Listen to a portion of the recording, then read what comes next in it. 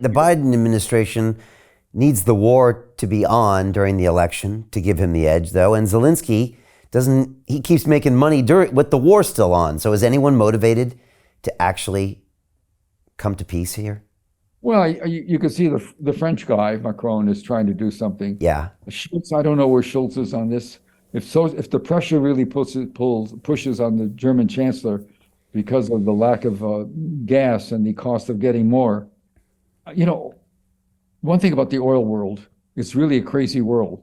In the 60s, Russia began building a pipeline that we hated. It took them, a decade to build it. It went from Russia through Ukraine into parts of the old Warsaw Pact in Eastern Europe, and that pipeline is intact, and oil is still flowing to the 2 or 3 countries that are pro-Russian, in the old Warsaw Pact, and Russia still pays the transit fees.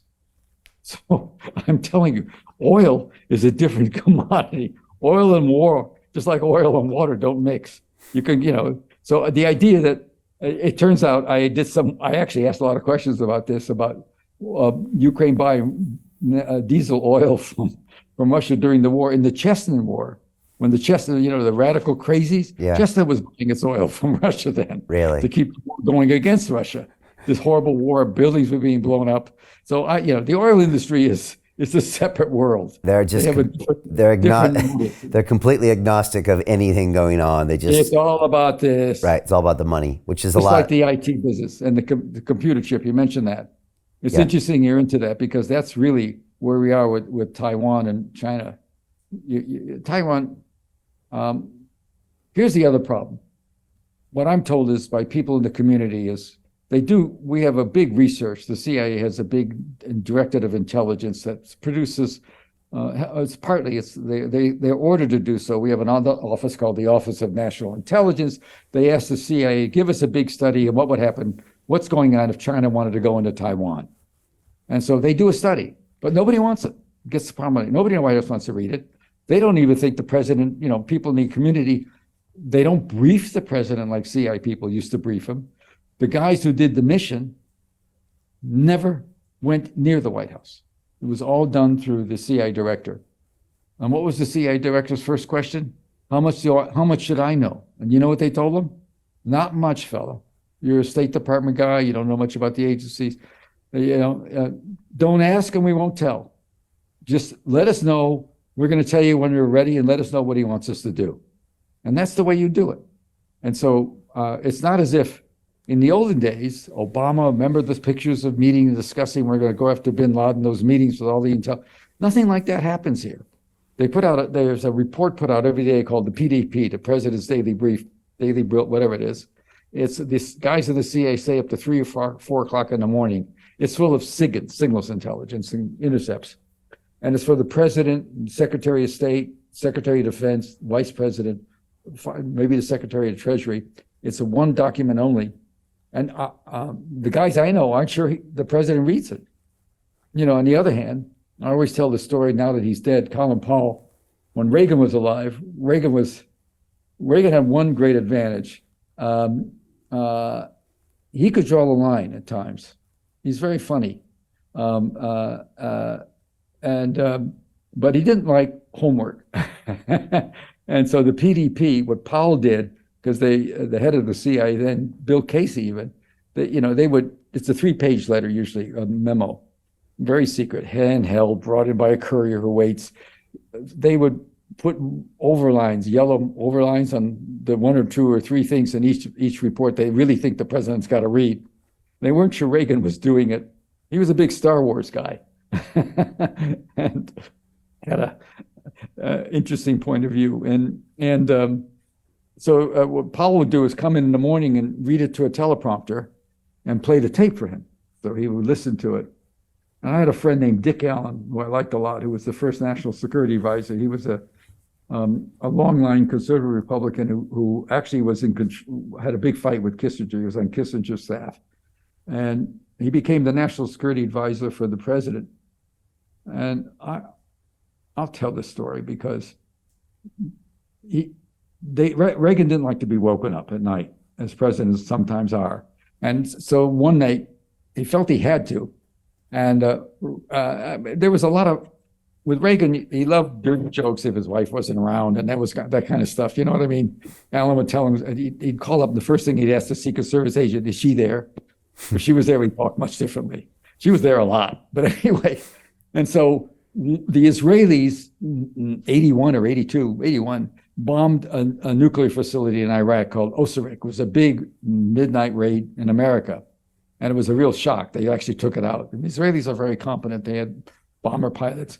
And so Alan is called because the president should know this. It's 3:00 in the morning. He's debating about it. And he hadn't called him. He'd been National Security Advisor for 6-8 months. He's actually interesting, very interesting guy. And he told me the story later. And so he finally calls him and wakes him up. There's a hotline. Mr. President, I have to tell you that we've got to report the Israelis just bombed the Syrian reactor, the Iraqi reactor in Osirik. And this is going to be a big issue. And you think you should know. Long silence. And he said, yes, Mr. President. And Reagan said, well, you know, Dick, he said, boys will be boys. And he hung up. Something okay about that in a way. You know what I mean? We're not always the top dog. And so I tell you the story to let you know that I do have people that talk to me. I always have. And they're in interesting places. And that's why I'm a little irritated that people don't want to start asking questions. Why did the United States stop the Security Council from doing an investigation? Why hasn't there been any investigation by the White House itself? These are all questions that need to be asked. And the answers are, and, you know, 2 and 2 is always 4. But we're not even asking those questions. I've gone so long. You're going to cut this so badly. Let me go back and have, it's 1 o'clock, 2 at 1, you know, it's 90 degrees today. So Jim Rickards has just recorded a video that's not available to anyone in the public, and he's going to be talking about how this upcoming recession is going to be fast, it's going to be bloody, it's going to be nasty. But at the same time, he's going to show you how you can position yourself to profit from all of this chaos. Now, we've made this video only available to our viewers. Go to londonreal.tv/Jim. Watch that immediately. I can't say enough good things about Jim Rickards. He understands the global economic system better than any guest I've ever had on London Real. His predictions are almost uncannily true, and you can learn how to profit from his vision, from his expertise, and his understanding of economics. So go to londonreal.tv/Jim or click the link below. It's an excellent, excellent look on what's going to happen in the future and how you can position yourself to profit from that. Jim is one of the best in the business, one of my favorite guests on London Real, and he's very, very good at predicting the future and showing us all to profit from it. So click the link, and I hope you enjoy.